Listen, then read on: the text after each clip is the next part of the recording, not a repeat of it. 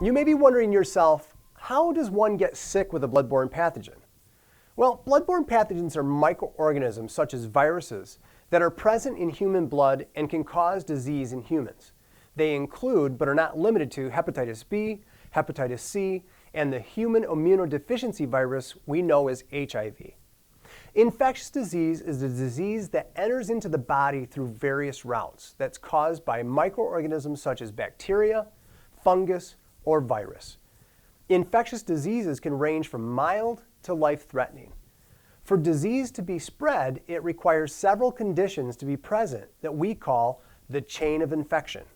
There must be an adequate number of pathogens or disease-causing organisms in the environment.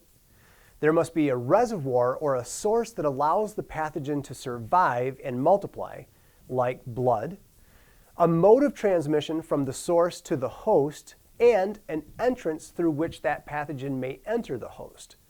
A susceptible host is also required, which means they don't already have an immune system to that virus or bacteria. Infection control strategies serve to prevent disease transmission by interrupting one or more links in the chain of infection.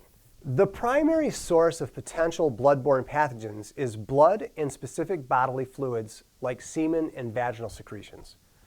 Other bodily fluids may contain bloodborne pathogens, especially those visibly contaminated with blood, such as cerebrospinal fluid, which is found in the brain, synovial fluid found in the joints, pleural fluid in the lungs, and amniotic fluid, which is in the uterus and around the uterus, pericardial fluid, which is around the heart, and peritoneal fluid found in the abdomen.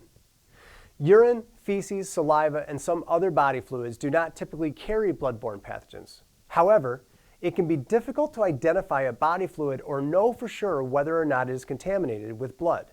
In general, you should really just treat all body fluids as potentially contaminated with blood, with the potential of carrying a bloodborne pathogen disease. So how does a bloodborne pathogen or infectious disease get into your body?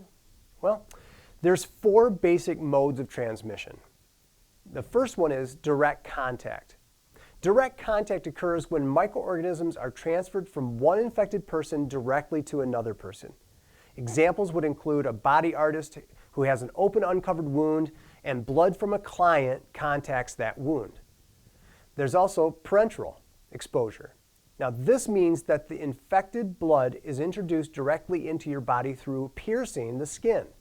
Examples include a needle stick injury or a cut with a sharp piece of material that's been contaminated. Indirect contact means that it came from an object or a tool and then got onto the person's open skin.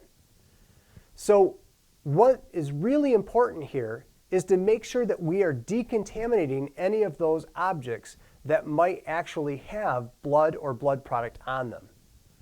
Airborne transmission is another way to get it. This is when droplets or small particles containing the infectious agent remain effective for some time, float around, and then are inhaled into the body. An example of this might be like tuberculosis. Most bloodborne pathogens do not fall into that category. So what's the most common way bloodborne pathogens are spread? Needle stick and sexual contact are our most potential risks. The highest potential risk while working with clients exists when a contaminated sharp object cuts or punctures the skin. An example would include a needle stick, a cut from a broken piece of glass, cut from a razor used on a client, etc. A medium potential risk exists when infected body fluid gets into an open cut or mucous membrane, such as into the eyes, the mouth, the ears, or the nose. The lowest potential risk is when a contaminated object touches inflamed skin, acne, or skin abrasion.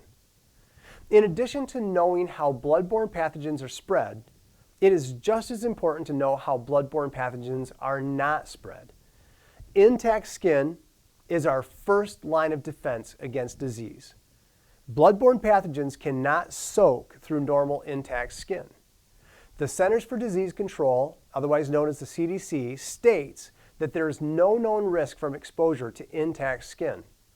Unlike some infectious diseases, bloodborne pathogens are not spread by casual contact, such as handshakes, hugging, doorknobs, or use of the same equipment like toilets or water fountains.